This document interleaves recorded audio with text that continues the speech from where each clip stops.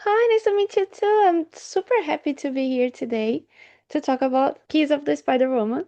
And Yes, my first question, oh, and my first question to you is, what was it like to bring such a complex character like Luis Molina to life? it was a joy of a lifetime. I'm an actor through and through, and I love constructing characters and um challenging my craft to stay as authentic as possible in whatever narrative that I'm saying. So I got to play Luis Molina, and I lost 45 pounds or 20 kilos in 50 days because they are a prisoner in a dictatorship. And so I wanted to get that reality, but I also wanted to center someone who is genderless as the protagonist because I think that in a world where that community is being attacked, we're saying we love you and you're getting the Hollywood treatment. But then I also got to play Kendall Nesbitt, which is this 1950s Hollywood star, right? And I got to get transported backwards in time and live a Gene Kelly, Fred Astaire fantasy. And so that was also really fun, is because I'm a big cinephile at heart. And your character too, right? Because he lives through the movies, he Well, loves yes, exactly. movies. And as a Brazilian myself, I have to ask, did you get a chance to watch the Yeah, 1985 film directed by Hector Babenco? And did it influence your performance in any way? yeah. I saw as soon as I got the role, I went back and I reread the book, I reread the play, I saw the Babenco film, I saw the 1993 Broadway musical, and I listened to every possible version of the album that I could find online. Because I think that there's creative genius everywhere, right?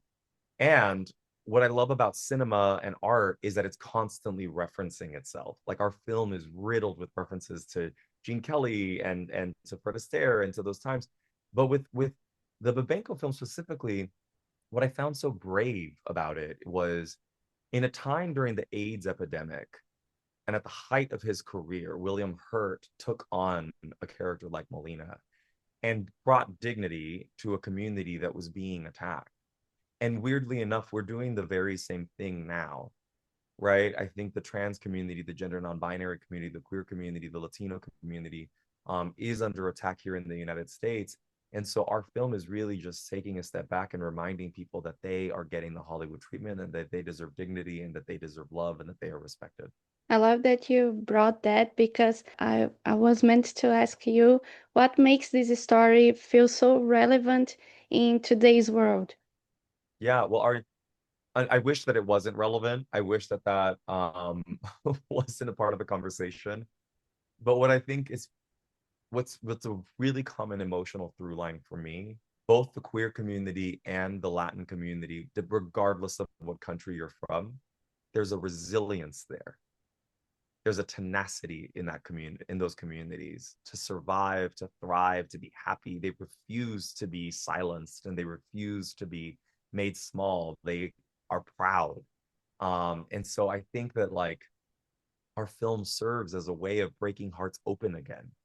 It reminds people that like you can be the hero in your own story. That life is a participation sport. If I can make one more question, Oh, what was please, it yeah. like sharing scenes with Diego Luna?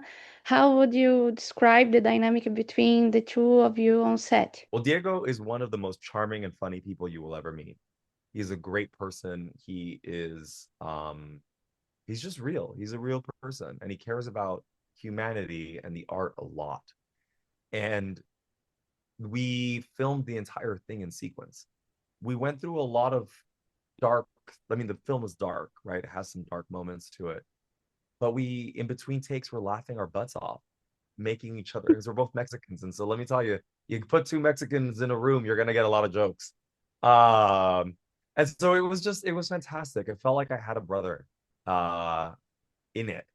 And so it was incredible. And tell me more about the musical part of the movie. It was a challenge part for you. What you No, it was can joy. share? Oh my gosh. I mean, I got to be in a Bill Condon, who's a master of his craft, John Kander, and Fred Ebbs.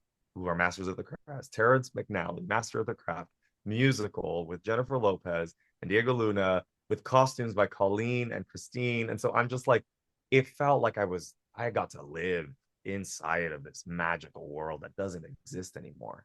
Right. Like we got to go backwards in time. And every day, those beautiful Technicolor sets were overwhelming. I mean, it was like we were walking into Disneyland, if you can believe it. Like it was just stunning. Um, but I don't know. I don't think I'll ever experience something like that again.